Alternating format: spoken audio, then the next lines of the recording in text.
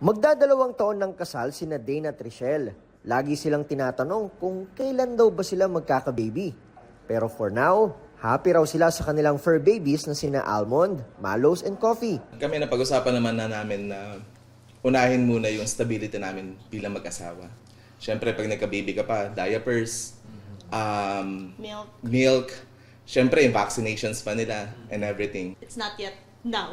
It's not yet time. Hindi pa lang ngayon. Pero hopefully, in the future, we might not know din naman when. But Darating tayo dyan. yeah, it's in the pipeline. Tingin kasi nila, mas maliit daw ang gastos kumpara kung magkaka-baby sa ngayon. Di ba yung sa dogs, yearly lang naman yung mga vaccines nila. Tapos sa babies kasi parang mas marami, parang monthly. Ayon sa Commission on Population and Development, economic reasons ang madalas dahilan ngayon ng mga mag-asawa. Kaya hindi muna nag-aanak at mga pet muna ang inaalagaan. Actually, sa study po namin, qualitative study, sinasabi na yung mga Pilipino gusto kasi nila economic considerations first.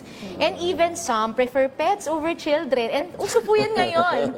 Some gusto nila pa mag-travel muna bago magkaroon ng anak. Bagamat welcome ang mga fur baby sa public spaces, dapat ay may boundaries pa rin daw.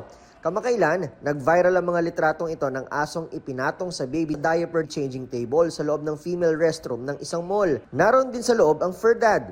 Ayon sa nag-post ng mga litrato, 2021 pa ito nakunan. Pero kamakailan lang ito ipinost dahil napapag-usapan ng irresponsible pet owners. Maraming netizens ang nabahala at nagsabing unhygienic ang ginawa ng mga nasa litrato. Ayon sa Animal Kingdom Foundation, dapat tandaan na kahit tinatrato silang baby, hindi pa rin natin sigurado ang ugali ng mga fur baby. We respect all pet owners and how much they love their pets. But there's always what we call as boundaries.